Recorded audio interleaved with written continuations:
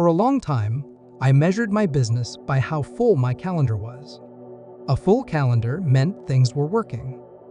It meant people wanted what I was offering, that the revenue was coming in, and that I was doing the thing I had set out to do. Busyness felt like evidence of success, and I treated it that way.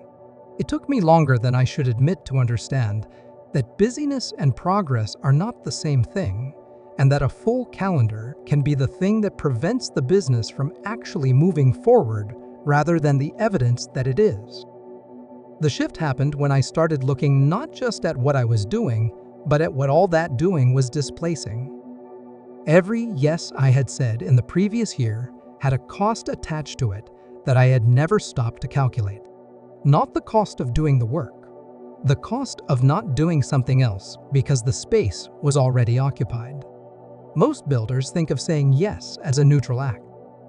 You take the opportunity, you do the work, you get paid. The cost of saying yes only becomes visible later when you look back at what the yes displaced.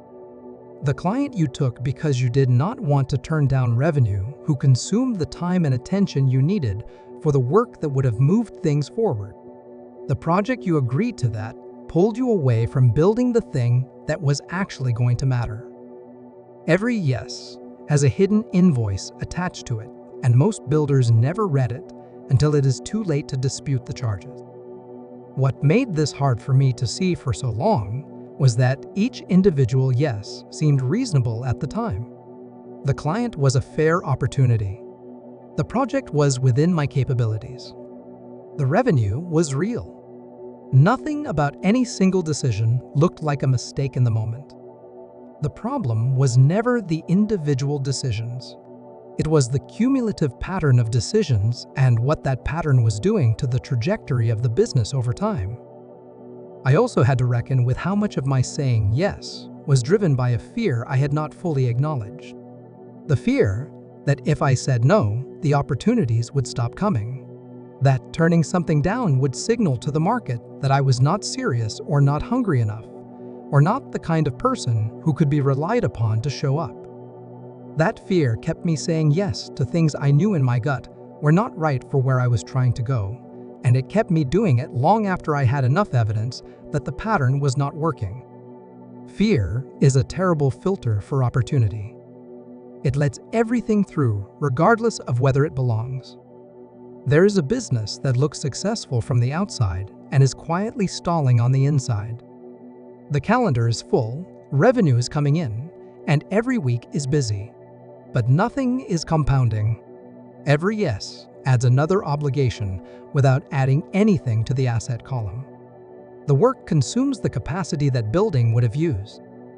And at the end of the year, the position is roughly where it was at the start, despite everything that happened in between. Busy is not the same as building, and most builders find that out later than they should. I found it out when I did an honest audit of what my activity over the previous 18 months had actually produced in terms of assets, positioning, and compounding value. The revenue had been real. The work had been real. But very little of it had built anything that was going to make the next 18 months easier or better positioned than the last 18. I had been running hard and staying roughly in place because the things I was saying yes to were consuming the capacity I needed to build the things that would have compounded. Saying no feels like loss. That is the trap that keeps most builders saying yes to things they should decline. The no feels immediate and concrete. The yes feels like possibility. What the brain does not account for is that every yes closes doors that were not yet visible. The opportunity that could not find you because your calendar was full. The relationship that could not develop because your attention was already committed. No is not the absence of opportunity. It is the conditions that allow the right opportunities to arrive. What helped me most was keeping a simple running list of everything I said yes to over a rolling 3-month period, and then asking one question about each item. Did this move me closer to where I am trying to go, or did it just keep the business running at its current level? The honest answer for most items was the second one. They were maintenance yeses. Necessary in the moment, but not building anything. Seeing that clearly for the first time was uncomfortable, but it was also clarifying in a way that changed how I approached every opportunity that came after. The goal was not to eliminate all maintenance yeses. It was to make sure I was deliberately protecting enough space for the building yeses to actually happen. Because without that protection, the maintenance always wins. It is louder, more immediate, and easier to justify. The building work requires the kind of quiet, protected space that a perpetually full calendar never provides. The most important shift I made was changing how I evaluated opportunities before saying yes to them. The question stopped being, "Can I do this?" and became, "Does doing this move me toward where I am trying to go, or does it consume the capacity I need to get there?" That question filtered out a significant portion of the opportunities I would previously have taken. Not because they were bad opportunities in isolation, but because they were not the right opportunities for where I was trying to go. Every yes you say is a no to something you cannot yet see. The builders who move fastest are not the ones who say yes to the most opportunities. They are the ones who say yes to the right ones and protect the space that everything else requires to exist. The builders who eventually create real leverage in their businesses shift their optimization from short-term revenue to long-term positioning. They start asking, not just what does this pay, but what does this build? And they accept that the answer to the second question matters more over any meaningful time horizon than the answer to the first.